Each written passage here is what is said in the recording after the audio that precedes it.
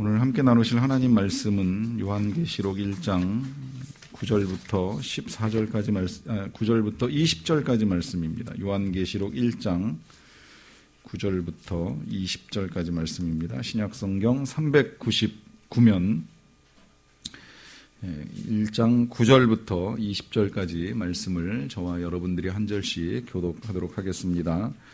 나 요한은 너희 형제요 예수의 환난과 나라와 참음에 동참하는 자라. 하나님의 말씀과 예수를 증언하였으므로 말미암아 반모라 하는 섬에 있었더니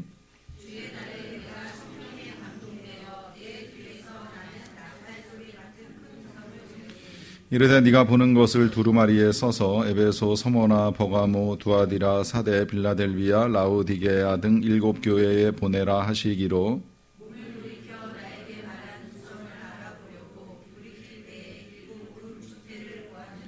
촛대 사이에 인자 같은 이가 발에 끌리는 옷을 입고 가슴에 금띠를 띠고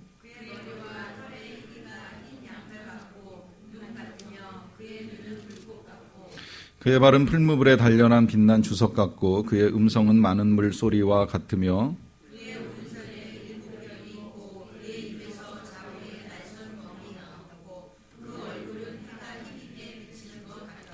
내가 볼 때에 그의 발 앞에 엎드려져 죽은 자같이 되매 그가 오른손을 내게 얹고 이르시되 두려워하지 말라. 나는 처음이요 마지막이니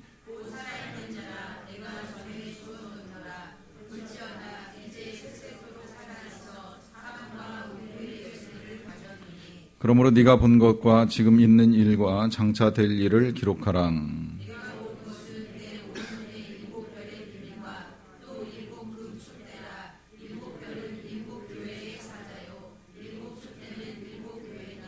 아멘. 신약성경 27권이 되게 다 편지 형식으로 쓰여진 글들입니다. 이제 우리가 편의상 이걸 이제 복음이다, 또 역사서다, 그리고 서신서다, 이제 계시서다 이렇게 구분을 하기는 하지만 대부분의 책들은 이제 다 편지의 형식을 빌어서 썼어요. 그 편지의 형식이 드러나는 복음서가 있고 이제 드러나지 않는 복음서가 있어요. 예를 들면 누가복음은 누가 썼는지 이제 밝혀져 있잖아요. 누가가 썼고 또 누가 받는 거냐라고 했을 때 명시되기는 데오빌로 각하에게 보내는 편지. 그게 이제 누가복음이 첫 번째고 이제 사도행전이 속편으로 이제 쓰여진 편지 글이라고 할 수 있습니다. 그 밖에 나머지 마태, 마가, 요한복음은 이제 이 수신자는 밝혀져 있지 않지만 이제 발신자가 열거한 그 사람들이라고 하는 것을 이제 우리가 알 수 있고요. 그 이후에 바울 서신이나 베드로 서신이나 야고보서나 요한 서신이나 다 이제 저자와 대부분의 수신자들이 이제 밝혀져 있어요.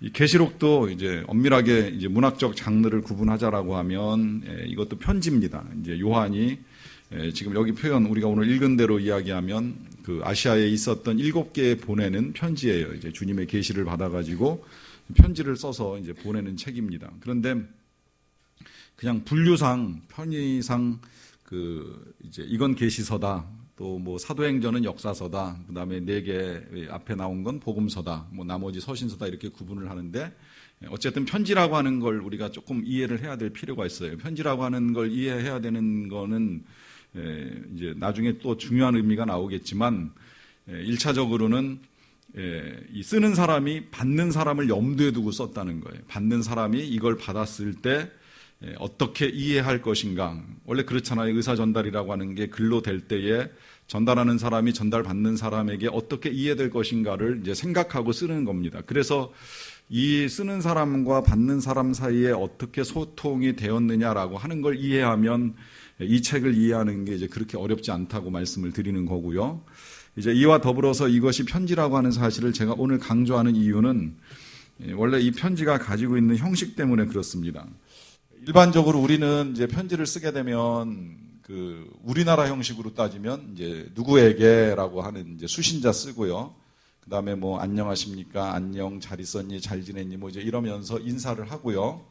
그 다음에 이제 내용을 쭉 쓰고 마지막에 누가 이제 보냈다라고 하는 이제 이걸 이제 쓰는 것으로 이제 편지가 완성이 됩니다. 요새야 문자를 통해 가지고서 이제 누구한테 보내는지 누가 보냈는지가 글자로 다 찍혀서 알 수 있기 때문에 이걸 빼먹지만 간단하게 뭐 인사, 저 같으면 안녕하세요 집사님 뭐 이런 이제 인사하고 필요한 내용 이제 문자로 찍어서 이제 발송을 하잖아요. 요새도 가끔 보면 뭐 저한테 이제 누구 드림, 누구 배상 이제 이러면서 발신자를 밝혀주시는 분도 계시는데, 하여튼 기본적으로 이런 형식을 우리가 취하고 있다라고 하면 이 고대 이 중건동 사회의 편지 형식이 좀 다른 것이, 제일 먼저 발신자가 나와요. 이제 누가 썼느냐부터. 우리가 그래서 왜 바울 서신 읽어나가다 보면 그리스도 예수의 종된 나 사도 바울은 항상 이렇게 시작이 되잖아요. 우리가 요한서신 읽어왔는데 거기서도 보면 장로된 나 요한은 뭐 이제 형제된 나 요한은 뭐 이러면서 발신자를 밝혀주고요. 그 다음에 수신자를 씁니다. 이제 그리스도 뭐 예를 들면 뭐 고린도의 교회에 있는 성도들에게 편지하노니, 로마에 있는 성도들에게 편지하노니, 빌립보에 있는 성도들에게 편지하노니라고 하면서 수신자를 밝혀줘요. 그 다음에 이제 인사를 하고, 너희에게 그리스도 예수로 말미암아 은혜와 평강이 있을지어다라고 하는 인사를 하고 나서, 그러고 이제 편지의 내용이 쓰입니다. 이게 가장 일반적인 형태예요. 대부분의 서신서들, 또 안 그런 서신도 있기는 하지만 기본적으로는 이 형식에 따라서 누군지를 밝혀주고 수신자를 거명한 다음에 간단한 인사를 하고 내용을 적습니다. 그런데 계시록이 분명히 편지인 건 틀림이 없는데 이게 조금 이제 독특하게 쓰여져 가지고 우리가 이건 편지가 아니라는 착각을 일으키는 일이 종종 일어나는데, 왜냐하면 시작에 뭐라고 시작을 하느냐면 지난번에 우리가 봤던 대로 예수 그리스도의 계시라라고 하는 이제 표현으로 시작이 됩니다. 예수 그리스도의 계시라.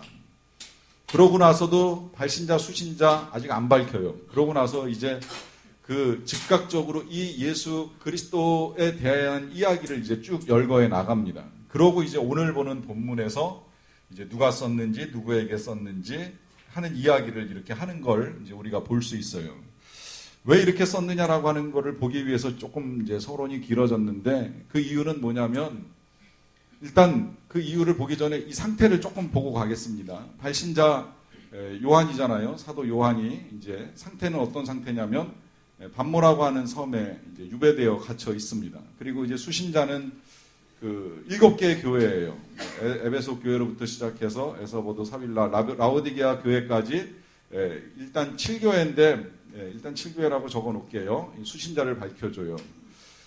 이 교회의 상황이나 그 다음에 요한이 처해 있는 상황이나 생각을 해보면, 지금 뭐 어떻게 보면 이제 힘들다고 하면 힘들 수 있고, 아니면 엉망이 되었다고 하면 엉망이 되었다고 할 수 있는 그런 상황입니다. 힘들다고 하는 건 요한이 80이 넘어가지고 90 다 되는 몸에 이제 반모라고 하는 섬, 이 섬이 터키 땅에서 한 40km에서 60km 정도 이렇게 떨어져 있는 거리에 있는 아주 자그마한 섬인데, 그 섬에 유배가 돼가지고 가서 노동을 했을 걸로 간주를 해요. 보통은 노동을 하면서 이제 힘겹게, 사실은 그 연세가 되면 뭐 아무것도 안 해도 힘들잖아요. 산다는 것 자체가 힘들잖아요. 하루하루 눈 뜨고 호흡하고 숨 쉬는 거, 이런 게 진짜 힘든 건데, 거기에 맘 편하게 누워서 뭐 호화롭게 시간을 보내는 게 아니라 노동하고 하면서 시간을 보내는 굉장히 어려운 상황에 놓여 있었다는 거예요.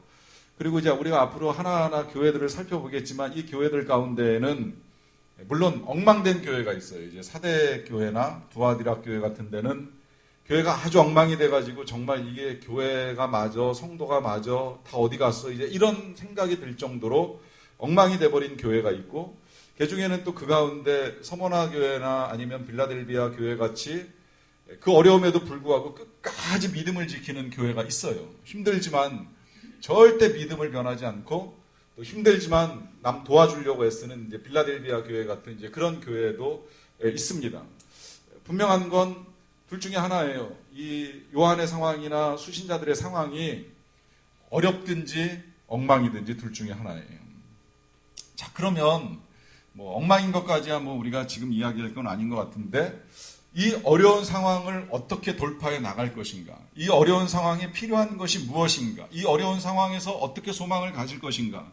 도미시안 황제가 계속해서 교회를 핍박해가지고 교회가 큰 어려움에 빠져서 굉장히 큰 고통을 겪고 있는 이때에 그들에게 있어서 정말 희망은 무엇인가? 정말 깊은 절망 속에서 기도하고 있었던 이 사도 요한이 patmos섬에서 기도할 때에 얻게 된 대답이 예수 그리스도라는 거예요. 예수 그리스도. 이 예수 그리스도가 답이라는 사실을 다시 발견한 겁니다. 왜 답인지는 오늘도 이제 계속 우리가 확인을 하긴 하겠습니다만은, 그들의 상황은 비록 굉장히 힘들고 어렵지만 이 예수 그리스도가 다시 한번 보여주시는 환상과 계시를 보고 듣고 하는 일을 하면서 요한이 다시 힘을 낸 거예요. 그런 생각을 해봤어요. 섬에 갇혀가지고 계시를 받았잖아요. 자, 이 계시가 요한 자신한테는 굉장히 큰 계시였을 거라고 생각을 해요. 이제 그러니까 예수님에 대한 이야기부터 이제 확 꺼내고 시작을 하는 거예요. 내가 누군지, 받는 사람이 누군지 인사를 나눌 새도 없이 예수 그리스도의 계시인데, 그 예수 그리스도 우리가 지난주에 봤잖아요. 그 예수 그리스도가 누구인지를 밝혀주는 이런 이야기를 하는 요한의 마음속에는 예수 그리스도가 충만하지만, 문제는 그가 받은 계시나 감동을 이 섬 바깥에 있는 6개, 7개의 교회들에게 어떻게 전파할지를 생각하면 이게 답이 안 나오는 일이 될 수도 있거든요. 주님은 편지를 보내라고 하셨는데 이 편지를 이 섬에 유배되어 있는 요한이 무슨 수로 보내겠어요? 어떻게 보내겠어요? 주님은 보내시라고 하는데. 그런데 그것이 이제 전달됐고, 전달된 게 우리 손에까지 이제 들어올 정도로 이게 남아있는 것이 참 감사한데, 그게 답이라는 겁니다. 답이라고 말씀을 드리는 이유는, 일단 상황적으로는 이걸 어떻게 써, 어떻게 전해, 어떻게 받게 해줘, 어떻게 읽을까, 이게 중요한 게 아니라 예수 그리스도라고 하는 답을 찾았으니까 그 예수 그리스도께서 하라고 하시는 대로 일단 요한은 기록을 하는 거예요. 그리고 나중에 이게 어떻게 전달됐는지 솔직히 지금 자세하게 아는 사람은 별로 없어요. 다만 우리 손에 남아있는 게 너무 분명하니까 어떤 방식으로든 주님이 전달할 수 있는 길을 열어주신 것이며 틀림이 없는데, 그건 주님께서 하실 일이니까 요한은 자기가 만난 예수님, 자기가 듣게 된 예수님의 음성을 전하지 않고 못 견디는 거죠. 그게 너무나도 전하고 싶은 마음이 간절하고 충만하다 보니까 그 충만한 마음에 편지를 쓰려고 펜을 들자마자 이건 예수 그리스도의 계시야. 이 예수 그리스도는 여러분들 모두에게 필요하신 분이야. 왜 필요하시냐? 거기에 2가지 이유가 있습니다. 하나는 예수 그리스도가 우리에게 필요한 이유는 예수 그리스도의 영원성과 예수 그리스도의 사랑 때문이에요. 이 2가지가 예수 그리스도 안에 없으면, 그러면 우리가 예수 그리스도가 소망이고 예수 그리스도가 희망이라는 이야기를 할 수가 없어요. 왜? 그분이 아무리 사람들을 사랑하면서 일생을 사셨다고 할지라도 그가 영원히 지금 우리와 함께 살아계시지 않고 다시 오실 예수님이 아니라면 아무 의미가 없는 거예요. 그건 그때 요한이 만난 예수, 베드로가 만난 예수지 지금 나랑 아무 상관이 없잖아요. 그 예수가 영원하고 그 영원하신 예수가 우리를 사랑하신다는 사실이 분명하기 때문에 예수 그리스도가 소망이 되는 겁니다. 이제 그러다 보니까 이 예수 그리스도가 소망이시라고 하는 사실을 밝혀주기 위해서 펜을 들자마자 제일 먼저 하는 말이 뭐냐면, 이 예수 그리스도 뭐라고 이야기해요? 이제도 있었고 전에도 있었고 장차 올 자다라고 하면서, 아니면 알파요 오메가다라고 하면서 예수 그리스도가 영원하신 분이라고 하는 사실을 분명하게 먼저 밝혀줍니다. 또 그 예수 그리스도가 우리를 사랑하사, 이거 편지에 나와 있던 표현이에요. 계시록 우리가 지난주에 본 표현대로 하면 우리를 사랑하사 과거에는 십자가에서 피 흘려 죽으셨다라고 하는 말을 하고 있고, 현재는 우리를 나라와 제사장 삼아주셨다고 하시고, 그 다음에 앞으로 장차 세상을 심판하러 다시 오시리라, 재림하시리라. 그래서 그가 오시게 되면 각 사람의 눈이 그를 볼 것이고 그를 찌른 자도 볼 수밖에 없을 것이다. 그래요. 이게 주님의 사랑입니다. 사랑이라고 말씀드리는 건 용서의 사랑이 있었고, 그 용서 때문에 우리를 하나님 나라의 백성이요 제사장 삼아 주셨고, 다시 오셔서 심판하실 것이 너무나도 분명하지만, 우리가 하나님을 정말 잘 믿는다면 이 심판은 심판이 아니라 구원의 역사이기 때문에, 그동안 악에 의해서 고통받고 신음하던 모든 백성들을 향한 하나님의 구원의 역사이기 때문에 이 심판을 통해서 마지막 사랑을 드러내실 예수 그리스도가 희망이다라고 하는 거, 예수 그리스도가 소망이다라고 하는 걸 전하고 있는 거예요. 이걸 전하고 싶어가지고 편지를 열자마자 이 내용을 적어가다 보니까 자신을 소개할 시간도 또 받는 사람을 지명할 시간도 인사를 할 시간도 없이 그냥 쭉 이제 여기까지 내용을 쓴 겁니다. 이제 그러고 나서 이제 오늘 우리가 읽는 이 구절에서 이제 정신을 차리셨다 표현하면 좀 불경하지만 이제 소개를 하시는 거예요. 나 요한은 너희의 형제다. 그리고 예수의 환난과 나라와 참음에 동참하는 자라 그래요. 자, 발신자를 밝혀줍니다. 누구냐면 요한이라고 하는데 요한이 오늘은 그동안에 우리가 읽었던 요한 서신에서는 장로라고 하는 점을 많이 밝혔는데 오늘은 형제다라고 하는 표현을 사용하고 있어요. 그 이유는 뒤에 설명이 되어 있어요. 왜냐하면 나는 동참하는 자이기 때문에 형제다라고 하는 표현을 사용을 합니다. 자, 그럼 무엇에 동참하느냐라고 했을 때 이제 이게 중요한 건데 뭐라고 말을 하냐면 예수의 환난과 그 다음에 뭐예요? 나라와 참음에 동참한다 그래요. 나라와 참음에 동참한다. 여기서 이제 우리가 알아야 될 사실, 우리가 정말 그리스도의 사람이고 요한과 똑같이 형제로 이 믿음에 참여한 사람들이라고 하면 우리에게도 그로 인하여 환난도 있을 수 있고 또 나라라고 하는 건 결국 우리가 하나님 나라의 시민이라고 하는 건데 그 시민으로서의 책임과 권리를 행사한다는 이야기가 되는 것이고 그러는 과정 중에 주님 오실 때까지 인내가 필요하다는 거예요. 참음이 필요하다는 겁니다. 이게 진짜 동참하는 사람이고 진정한 그리스도의 형제라고 하는 것입니다. 우리가 그리스도를 믿고 살아가면서 이와 같은 일들을 감당하려고 하지 않는다면 아직 주님을 따라가고 있는 것이 아니에요. 분명히 주님은 주님을 따라오려거든 자기를 부인하라고 말씀하셨고 십자가를 지라고 말씀하셨어요. 십자가를 지는 중에 환난이 있는 거고 참음이 필요한 겁니다. 그게 진짜 주님을 따라가는 사람이에요. 그렇게 따라가다가 어떤 일까지 겪느냐면 뭐라고 말을 하냐면 그렇게 그건 나중에 좀 봐야 될 것 같던데 환난에 동참하는 자라 하고 나서 뭐라고 이야기하냐면 하나님의 말씀과 예수를 증언하였으므로 말미암아 반모라는 섬에 있다 그래요. 반모라는 섬에. 자, 여기 이제 한 가지가 동참에 한 가지가 더 포함이 되어 있는데 그게 뭐냐면 일단 그 순서대로 읽어 나가면 하나님의 말씀과 그 다음에 예수를 증언한다 그래요. 이게 동참의 조건입니다. 이게 형제의 조건이라는 거예요. 진짜 예수님을 믿고 예수님을 따라간다면 예수님의 말씀도 전해야 되고 예수님에 대해서도 증언하는 것이 동참의 조건입니다. 그런데 이렇게 동참하는 일을 한 사람에게 주어진 자리가 반모섬이라고 하는 거예요. 유배지가 주어졌습니다.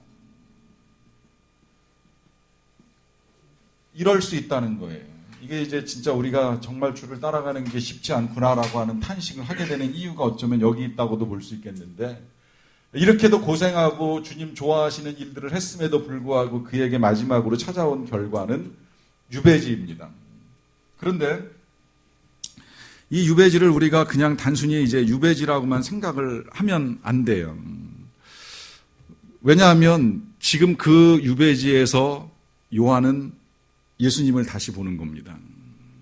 그 본 내용을 지금 우리가 이제 풀어나가는 거잖아요. 그 유배지에서 예수님의 음성을 들어요. 그 유배지에서 예수님이 보여주시는 온갖 환상을 다 보는 거예요. 여러분, 이 자리를 단순히 유배지로만 보면 안 되죠. 그야말로 거기가 성전이 되는 것이고 거기가 천국이 되는 거예요. 이 말은 무슨 이야기겠어요? 어디에 있느냐가 중요한 건 하나도 아니라는 거예요. 내가 여기 있기 때문에 내가 이 상황 속에 있기 때문에 주님을 볼 수도 없고 주님의 음성을 들을 수도 없다가 절대 아닙니다.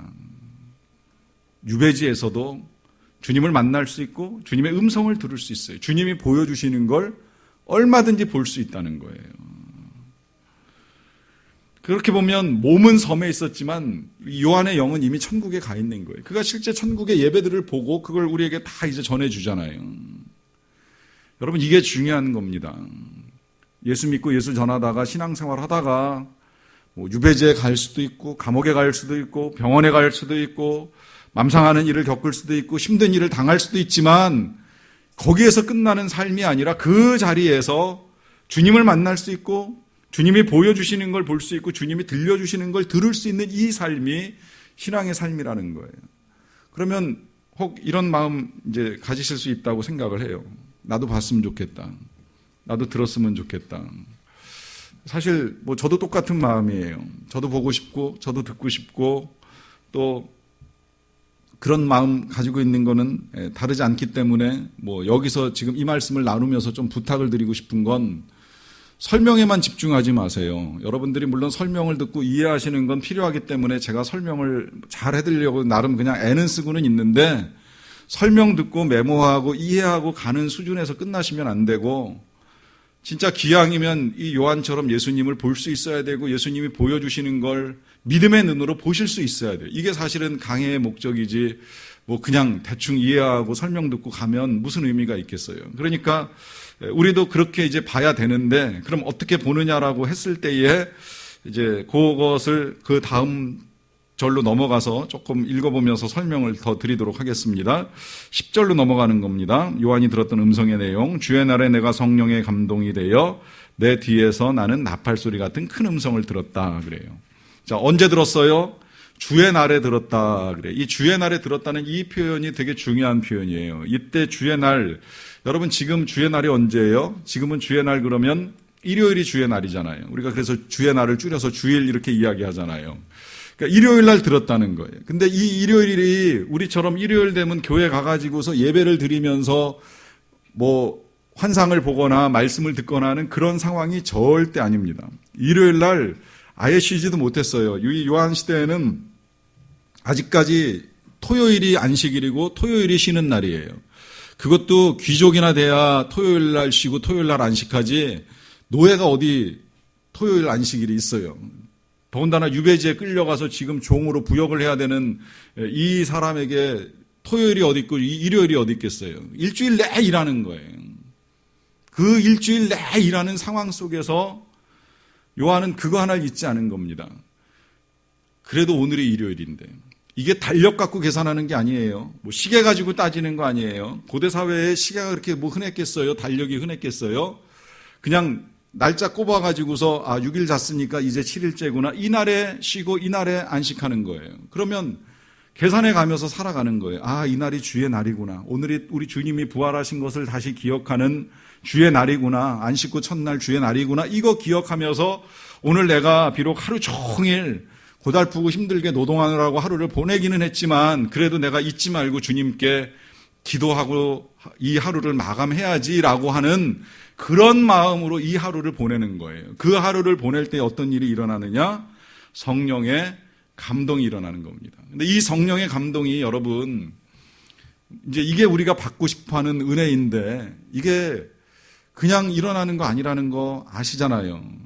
물론 하나님이 하시고자 하면 어느 날 정말 특별하게 성령의 감동으로 사도 바울같이 한순간에 사람을 바꾸시는 일이 있기는 하지만 처음에 성령이 임하실 때의 사건을 우리가 초대교회를 통해서 봤잖아요. 하나님이 약속은 하셨어요. 예수님 통해서 성령 보내주시겠다라고 약속은 하셨는데 그 약속이 임하기 전에 당부하신 거 있죠. 뭐예요? 예루살렘을 떠나지 말고 기도하고 기다려라 하는 부탁을 하셨잖아요. 그 부탁을 받고 제자들이 예루살렘에 모여가지고 열흘 동안 간절히 기도하다가 성령의 감동이 임하고 그때 변화의 역사가 나타나는 겁니다. 이게 이제 우리가 들었던 진동의 사건이 나타나는 거고 그 진동이 각 사람을 변화시켜서 담대하게 세상을 향해 나갈 수 있는 힘을 주신 거예요. 다른 사람은 몰라도요. 요한은 이 기억을 분명하게 가지고 있는 사람입니다. 왜냐하면 자기가 예수님 부인하고 도망갔다가 십자가 밑에서 죽어가는 예수님도 봤고 또 부활하신 예수님 만났는데 뭐 특별한 거 없는 것 같아가지고 고기 잡으러도 갔었고 그러다가 마지막에 예수님이 세상 떠나실 때 예루살렘 떠나지 말라고 하시니까 그 말씀 듣고 모여서 기도했는데 진짜 이 요한에게도 성령이 강하게 임했잖아요. 그리고 강하게 임한 결과로 요한이 그날로부터 전도자, 증거자가 되어가지고 예루살렘에 들어가서 바로 복음 전하잖아요. 앉은 병이 일으켜 세우고 병 고쳐주고 하면서 복음 전하다가 제일 먼저 겪게 된 일이 감옥 가는 거였어요. 재판 받는 거였어요. 그리고 위협받았어요. 더 이상 전하지 마라. 예수의 이름으로 아무것도 전하지 마라. 이 재판관들이 명령 내리니까 뭐라고 이야기해요? 그때 사도 요한이 했던 말이에요. 우리가 너희 말 듣는 게 옳으냐? 하나님 말씀 들은 것이 옳으냐? 판단하라. 우리는 보고 들은 것을 전하지 않을 수가 없다. 그러면서 또 전해요. 전하다가 또 붙잡혀 가니까 또 기도하고 하나님의 은혜 가운데 또 풀려나면서 이 일을 반복하면서 지금 이 나이가 된 거예요.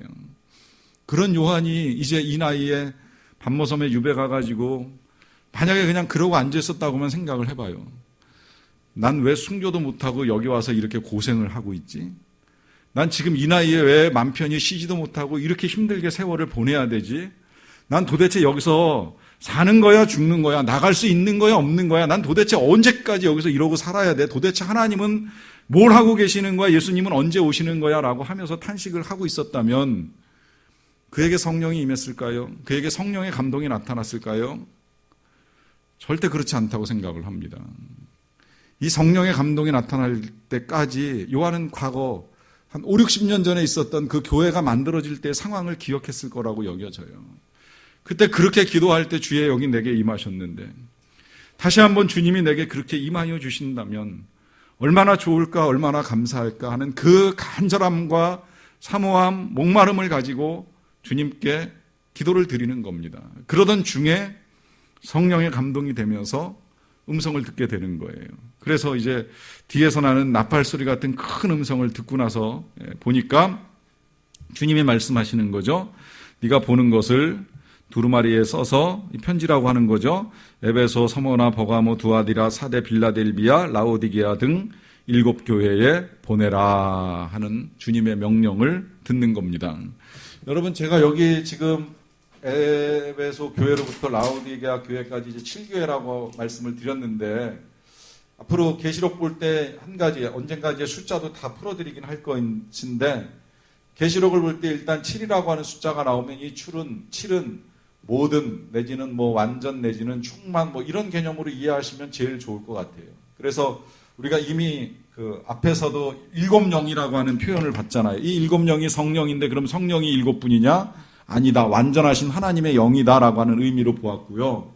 마찬가지로 7교회 보내라고 하는 거 앞에 열거된 교회가 7교회인 건 맞지만 결국 이 7개의 교회가 받게 되는 내용은 모든 교회가 받아야 되는 우리 모두가 알아야 되는 내용이라고 하는 것을 이해하고 넘어가셨으면 좋겠습니다. 자, 그렇게 이제 예수님이 들려주시는 나팔 소리 같은 음성을 들었는데 요한은 자기가 들은 것만 가지고 전하기에는 너무 아쉬운 거예요. 물론 이렇게 말씀하셨다 이렇게만 전해도 되긴 해요. 그런데 그렇게만 전하면 자기가 받은 감동이 다 전달되지 않는 경우들이 있을 수 있다는 걸 알고 있기 때문에 이제 들은 것만 가지고 말하지 않고 돌이켜가지고 예수님을 본 다음에 그 예수님의 모습을 정확하게 다 기억을 해놨다가 그것을 이제 하나하나 묘사를 합니다. 그 내용이 이제 12절부터 이렇게 설명되어 있는 거예요.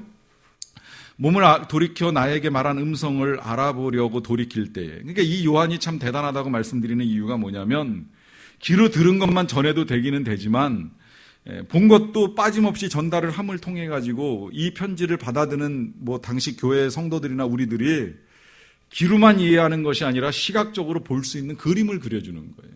그러니까 우리도 봐야 된다는 거예요. 듣고만 끝나서는 안 되고 볼 수 있어야 되고 그릴 수 있어야 됩니다. 어떻게 그려야 되느냐라고 했는데 제일 먼저 보여주는 것이 7 금초대를 봤다는 겁니다. 이 7 금초대는 오늘 본문 맨 마지막에 보시면 7 촛대는 7 교회다라고 하는 설명돼 있어요. 그냥 성경의 설명대로 받아들이시면 돼요. 그러니까 이 7개의 교회를 보았는데 그 7개의 촛대 사이에 인자 같은 이가 발에 끌리는 옷을 입고 이제 왔다 갔다 하시더라 하는 거예요. 여러분, 우리 교회 지금 이 예배당 벽면에 7개의 촛대가 양쪽으로 있는 거 알고 계시죠? 이게 이 말씀에 근거해서 붙여놓은 초 모양의 벽등입니다. 물론 뭐 왜 14개냐 이런 시비도 하실 수 있고 그러면 거꾸로 또 십자가 그럼 하나가 아니라 왜 이제 2개씩 붙어있냐라고 하는 시비도 있을 수 있는데 제 의도 자체는 그랬어요. 이 처음에 예배당 저쪽 백현동에서 만들 때부터 이 모양 그대로 갖출 때에 이렇게 해놓은 이유는 이 사이에 좀 주님이 거니셨으면 좋겠다는 생각뿐이에요. 사실 정확하게 표현하면 이런 촛대도 아니고 원래 그 성경에서 말하고 있는 촛대는 이렇게 돼가지고 이렇게 해서 이 7개의 이제 불을 붙이는 촛대인데 뭐 그게 중요한 게 아니라 모양이 7개냐 14개냐 뭐 이런 모양이냐가 중요한 게 아니라 그냥 주님이 좀 이 안에 거하시고 계셨으면 좋겠다라고 하는 취지를 가지고 이제 이렇게 벽면 장식을 해놓은 겁니다. 사실은 이 건물 지을 때 이제 외벽에도 그런 모양으로 창문을 처음에 만들고 싶었는데 반대에 부딪혀가지고 지금의 창문 모양이 나왔는데 그냥 마음은 계속 그랬어요. 우리 교회 안에 좀 예수님이 이렇게 발에 끌리는 옷을 입고 이렇게 좀 거니셨으면 하는 이제 그런 마음을 가지고 만든 겁니다. 어쨌든 중요한 건 뭐 이런 것이 아니라 촛대 사이에 인자 같은 이가 발에 끌리는 옷을 입고 있다라고 했을 때 이 인자에 대한 개념을 우리가 조금 더 볼 필요가 있어요. 왜냐하면 예수님이 이 인자라는 표현을 자주 사용합니다. 거기도 보시면 누가복음 7장 34절 밑에 있는 말씀 보시면 그 7장 34절이 예수님 말씀인데 예수님이 이러잖아요. 인자는 와서 먹고 마시매 너희 말이 보라 먹기를 탐하고 포도주를 즐기는 사람이다 라고 말한다 그러잖아요. 자, 예수님 자신을 일컬어서 인자다라고 하는 표현을 사용을 합니다. 여기 인자는 한문 그대로 사람의 아들이라는 표현이에요. 그런데 왜 예수님이 이 인자라고 하는 표현을 사용하시는지를 조금 알면 더 좋은데요. 그 사용하시는 근거가 다니엘서 7장에 있습니다. 이제 이건 교재에 없는데 제가 읽어드릴게 잘 들으세요. 다니엘 7장 13, 14절 말씀입니다. 내가 또 밤에 환상 중에 보니 인자 같은 이가 하늘 구름을 타고 와서 옛적부터 항상 계신 이에게 나아가 그 앞으로 인도되매 그에게 권세와 영광과 나라를 주고 모든 백성과 나라들과 다른 언어를 말하는 모든 자들이 그를 섬기게 하였으니 그의 권세는 소멸되지 아니하는 영원한 권세요 그의 나라는 멸망하지 아니할 것이니라 그래요. 누구에 대한 예언이에요? 예수님에 대한 예언인 건 아시겠죠? 이게 이제 이 예수님 오시기 500년 전에 500~600년 전에 다니엘 선지자가 여러 가지 예언과 환상을 보는 중에 이제 그가 밤에 환상 중에 본 거예요. 인자 같은 이가 하늘 구름을 타고 온다. 그리고 그가 하나님께 권세와 영광과 나라를 얻어가지고 모든 백성들을 다스리면서 그 백성들이 그 인자 같은 이를 섬기게 하고 그의 권세는 소멸되지 않는 영원한 권세고 나라가 멸망하지 아니할 것이다. 이제 이렇게 예언을 한 거예요. 이 예언이 당시에 이스라엘 백성들의 마음에 이제 다 있었습니다. 그래서 언젠가는 그 인자 같은 이가 오실 것이다. 이런 기대를 가지고 살았어요. 그러던 중에 실제로 그 인자 같은 이 예수님이 오신 거잖아요. 그러니까 예수님이 설명을 하는 거예요. 나 인자는 그때 그 예언된 인자로 내가 여기 와서 너희들과 함께 이렇게 있다. 그런데 사람들은 내가 먹고 마시고 놀기만 한다고 생각을 한다. 이제 이러면서 설명을 해주고 계시는 거예요. 그 설명을 할 때만 하더라도 사도 요한도 몰랐어요. 진짜 인자야 아니야? 진짜 권세가 있는 거야 없는 거야? 헷갈립니다. 왜 헷갈릴까요? 말씀하시는 거 보면 진짜 권세 있어요. 정말 기가 막히게 말씀하셔. 그런데 그분이 막상 살아가는 걸 보면 세리의 친구, 죄인의 친구 이런 모습을 가지고 살아가니까 혼동이 생기는 거예요. 또 기적을 행할 때 보면 굉장히 권세가 있잖아요. 사람 고치고 귀신 쫓아내고 사람 살려내고 하는 이 권세를 보면 굉장한 것 같은데 근데 또 막상 붙잡혀갈 때 보면 아무것도 아니에요. 아무 힘없이 붙잡혀가지고 죽도록 맞고 십자가에 달려 죽는 이 모습 보니까 이건 영 아닌 것 같거든요. 그러니까 이게 진짜 다니엘 선지자가 말한 인자인지 아닌지 굉장한 혼란이 생기는 거죠. 여러분 여기에 우리 예수님이 참 하나님 되심과 참 인간 되심을 그대로 보여주시는 거예요. 하나님으로서는 모든 권세를 가졌어요. 말씀하시는 권세로부터 고치는 권세, 세우는 권세, 다스리는 권세 다 가지고 계시지만 그 권세만을 가지고 우리의 죄를 사할 수 없으니까 지극히 낮은 인간으로 오셔가지고 죄인의 친구가 되시고 함께 더불어 먹고 마시고 하시면서 인간의 모든 모습을 다 보여주고 연약한 한 인간으로 결국은 죄인으로 죽으시면서 우리의 죄를 담당해 주신 거잖아요. 이걸 이 요한이 모르고 있다가 성령 받고 나서 깨닫게 되고 그래서 이제는 이 인자는 예수님이라는 게 너무나도 이제 분명하니까 그 예수님을 전하다가 이제 여기까지 오게 된 건데 여기까지 와서도 다시 예수님을 보니까 그 생각을 하는 거예요. 아, 다니엘 선지자가 말했던 우리 예수님. 그리고 그 입으로 진짜 말씀하셨던 그 인자 같은 이가 다시 나타나셔가지고 이렇게 발에 끌리는 옷을 입고 가슴에 금띠를 띠고 그의 머리와 털의 희기가 흰 양털 같고 눈 같다. 이게 하나하나 지금 다 보여주는 거예요. 발에 끌리는 옷을 입었다는 건 뭐 아까 우리가 찬양했던 것처럼 하나님의 옷자락이 성전에 드리워지는 모습이라고 보셔도 되고, 아니면 제사장이 제사 직무를 감당할 때에 이 발에 끌리는 옷을 입고 사명을 감당했는데, 그렇게 보면 예수님이 제사장으로 보여주신 거예요. 또 가슴에 금띠를 띄었다라고 하는 건 왕이 할 수 있는 일을 보여주신 거고요. 머리와 털의 희기가 흰 양털 같고 눈 같다라고 하는 건 예수님의 거룩하심과 성결하심, 또 순결하심을 보여주시고, 한편으로는 머리가 하얗다면 이제 지혜자의 상징인데 지혜자로서의 모습을 보여준 것입니다. 거기에 그의 눈은 불꽃 같다라고 했을 때에 때로 이 예수님에 관해서 이렇게 지금 설명한 이 계시록 요 부분의 말씀만 딱 가지고 예수님을 그려낸 그림을 보는 일이 종종 있는데요.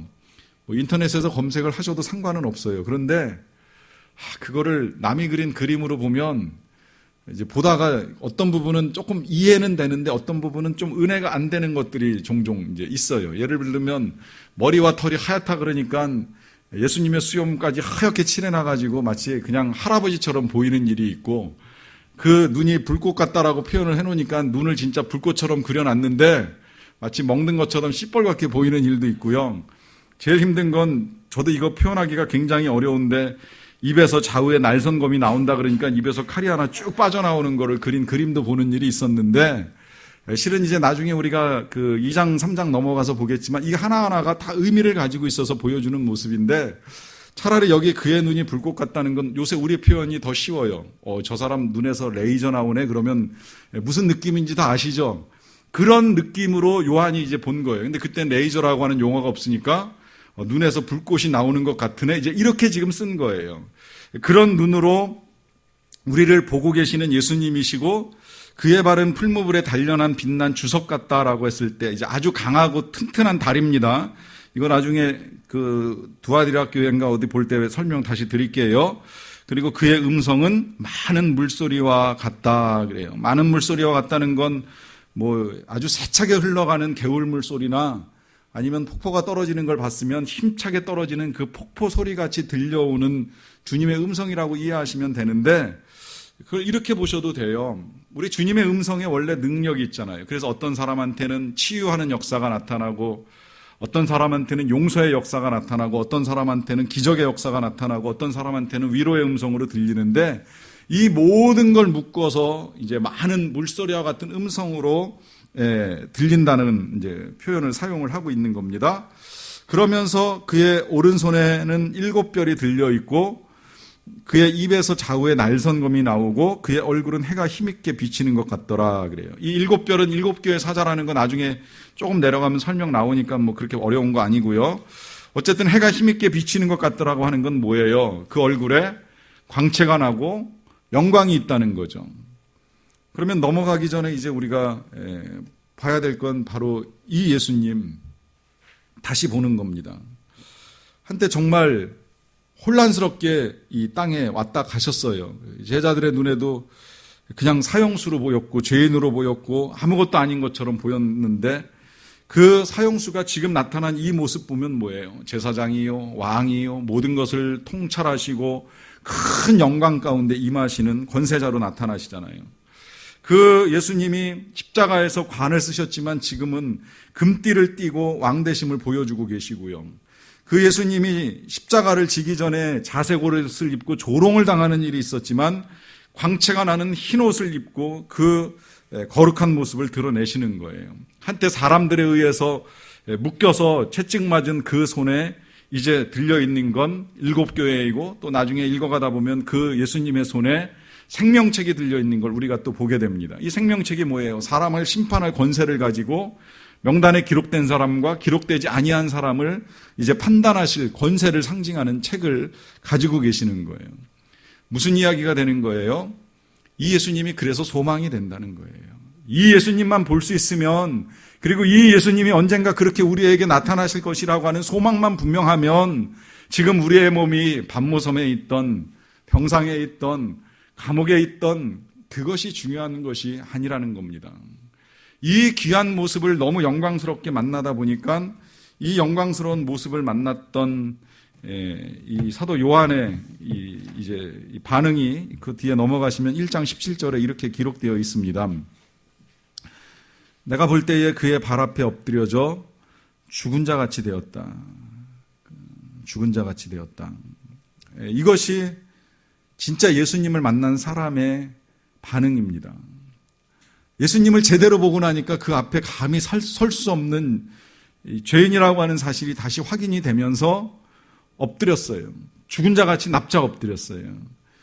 이게 예수님 앞에서 죄인됨을 인정하는 사람의 반응이라고 말씀드리는 이유는 그 밑에 이제 이사야서를 봐도 그렇고 누가복음 5장에 나타난 베드로를 봐도 그렇습니다. 이사야서에서 이사야가 하나님의 부르심을 받고 하나님의 음성을 처음 듣게 됐을 때에 하는 고백이잖아요. 화로다 나로 망하게 되었도다. 나는 입술이 부정한 사람이요 나는 입술이 부정한 백성 중에 거주하면서 만군의 여호와이신 왕을 배웠다.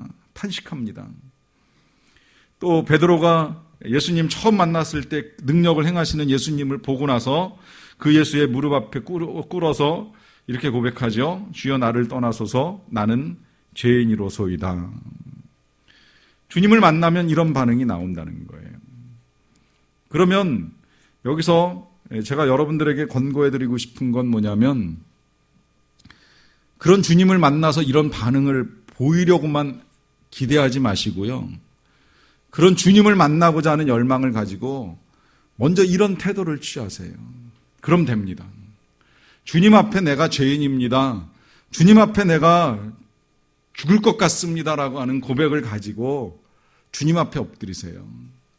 그러면 우리 안에 지금 이렇게 요한 앞에 나타나셨던 주님이 함께 하시는 것을 분명히 볼 수 있고 느낄 수 있습니다. 문제는 우리가 엎드리지 않기 때문에 못 보는 것이요 간구하지 않기 때문에 듣지 못하는 것이고 또 이런 생각도 조금은 더 해봤어요. 듣기는 듣는데 너무 빨리 잊어버리는 상황에 우리가 살아가고 있다라고 하는 생각입니다. 우리가 얼마 전에 이제 부흥회 같은 말씀 잔치를 했는데 제가 그 말씀들을 근간에 이렇게 하나하나 복습해서 다시 들으면서 그런 아쉬움이 좀 남았어요. 이때 왜 이 말씀을 내가 제대로 못 들었지? 또 이 말씀을 이렇게 들었는데 내가 왜 이걸 이대로 행하지 못했지라고 하는 이제 이런저런 아쉬움이 남았어요. 근데 그런 아쉬움을 아내하고 잠깐 나누다 보니까 이제 그런 이야기를 해주더라고요. 우리가 말씀을 듣고 은혜를 받는 건 틀림이 없는데 너무 빨리 잊어버리는 상황에 살아가고 있는 것 같다. 그 말씀의 은혜들을 지켜나가기에 우리의 말씀을 빼앗아가는 정말 이 참새 같은 그런 존재들이 우리 주변에 너무 많다는 거죠. 그러다 보니까 은혜는 사라지고 늘 메마른 심령으로 살아가는 일들이 많이 있는데 그럴수록 다시 엎드리고 또 엎드려야 된다는 거예요. 그래서 주님을 보고 주님을 만나고 주님의 음성을 듣고 그래서 내가 살아가는 자리가 유배지가 아니라 천국인 것을 내가 살아가는 자리가 감옥이 아니라 하나님의 나라인 것을 경험할 수 있게 되시기를 간절히 바랍니다. 같이 잠깐 찬양하고 기도 한번 하고 가도록 하겠습니다.